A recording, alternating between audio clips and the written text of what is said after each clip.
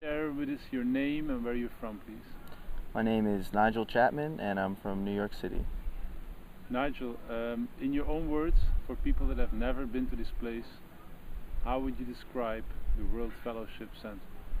Well, it's just a great place to come and meet a lot of interesting people who have, for the most part, some interest in social justice and just being in nature.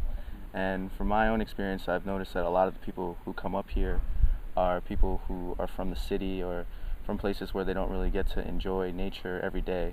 I mean, there are people who come from Vermont and New Hampshire and Massachusetts who get a little taste of that, but I've found a lot of people come up here to really enjoy the nature because it's not something that you really get at all in the city, especially people from Manhattan. It's just the concrete jungle. Can you share with us how old you are and how long you've been coming here? I'm 22, just turned 22 in April, and I've been coming here since I was 4, I think. And my mom used to come here when she was a kid. She came the first time when she was like 10 or 11, and she used to go to the World Fellowship that was in New Hampshire, in upstate New York. And my grandmother did the gardens up here for 30 years, so they just sort of just brought me here as soon as possible. So what impact has this place had on your life if you've been here for so long? I feel like I really grew up here, and it's sort of, I feel like it's definitely shaped me a lot. Like I would say I'm a very patient person. I'm very open to a lot of different things, and I feel like that's probably due in large part to coming up here all the time and having so many different things, shown to me by so many different people, so many different programs that there have been over the years, so many things that I would have never really seen at school or anything like that, or just from day-to-day experiences. Like there are a lot of things that I feel like are unique to World Fellowship. I'm really grateful to have experienced throughout my whole life. Can you describe a little bit, or tell something about the staff, and also in particular about your job, what you do here right now?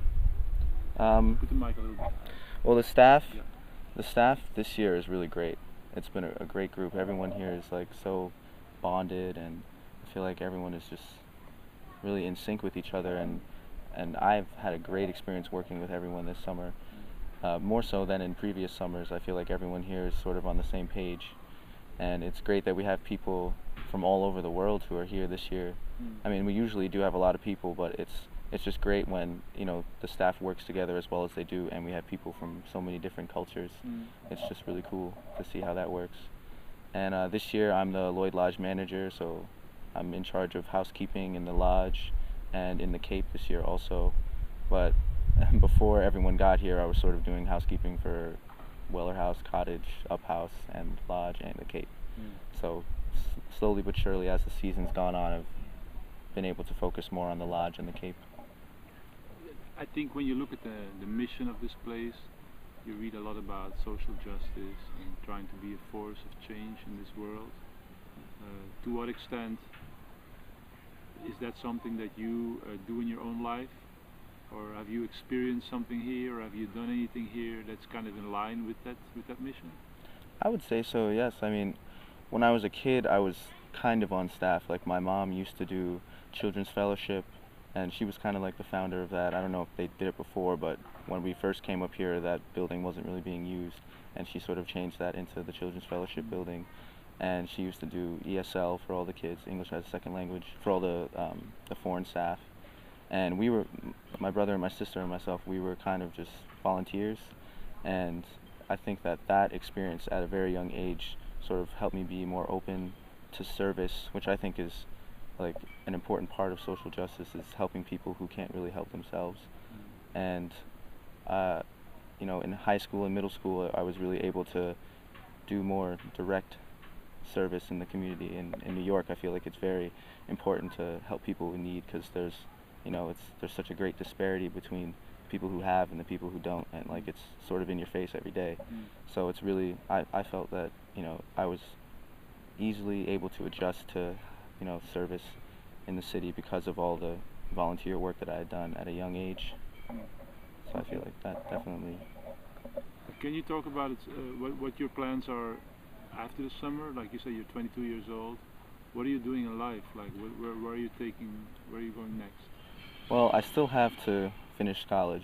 I haven't done that yet. I still have about one semester left, Mm. and I'm taking this fall off, and because I really want to graduate in the summer with all my friends, and I'm probably going to work as a bartender again. That's what I was doing before I came up here, part time. But since I have uh, all this time on my hands now this fall, I'm probably going to try and do that on a nightly basis, Mm-hmm. you know, just to save up some money. Mm. And, you know, it's a lot of fun, so I think I could use a lot of fun in my life right now. Mm. But after college, I'm planning on joining probably the Peace Corps or going to Switzerland because I'm a Swiss citizen and I haven't really spent as much time there as I would have liked. And I feel like joining the Swiss Army is a good way for me to ensure that I keep my citizenship and to get to know where my mother's side of the family is from. So those are really my kind of short-term goals, is to do those two things. Because my mom was in the Peace Corps also, and she went to Mali and Zaire and all these places, and I really want to see Africa, so I feel like that would be a good way for me to get that done. Have you tried to bring any of your friends from New York City up here, and how has that been, like, good or bad? I've tried. You know, a lot of my friends, you know, at this age, we're all, you know, trying to get done with school and doing internships and stuff, so it's been kind of difficult to really get people to commit to coming up here to be on staff. But I feel like it's something that will definitely happen soon. Like, my best friends will definitely be here at some point, but probably not for a few summers, just because everyone's sort of getting settled into their lives. But I feel like it's, you know, I've talked this place up so many times, and they know I come up here every summer, and like they're like, "Where's Nigel during the summer?" It's like, I'm here because it's the best place, you know. And I feel like eventually they're gonna want to see what's up. Um, They're talking about the next 70 years of World Fellowship now, right? Mhm. We just passed the 70 anniversary.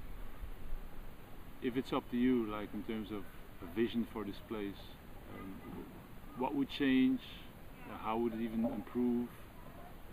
If you were to stay connected to this place for the next 70 years, which might happen. We have Mhm. 90-year-olds here. Mhm. Can you give us some insight about what you would like to see, how it could improve even this place? Well, one thing that I would definitely like to see is a little more commitment to conservation of the nature around us. Like, I know recently we've had to make a couple strides in terms of, like, you know, farming and stuff, and cutting down trees, and, you know, some of the old buildings have been sort of taken out. And I mean, while I'm all for that, I really would like to make sure that there's some things at this place that will always be here. And I just think to keep that in mind is to, like, to really know that the natural things around here are really important to me, and I think to a lot of people. And just to keep that in mind in the future is just to make sure that, you know, we keep as much of the stuff that's been here since the beginning here, you know, because that's what really makes this place special. Good. Last question. If people see this clip on YouTube, I hope people from New York and all over the world see it. Give them one good reason to come and check. What would be your one good reason to come and check this place out? Winton Pond. Can you give me a sentence so people know what you're saying? Winton Pond is the most beautiful place in the whole world.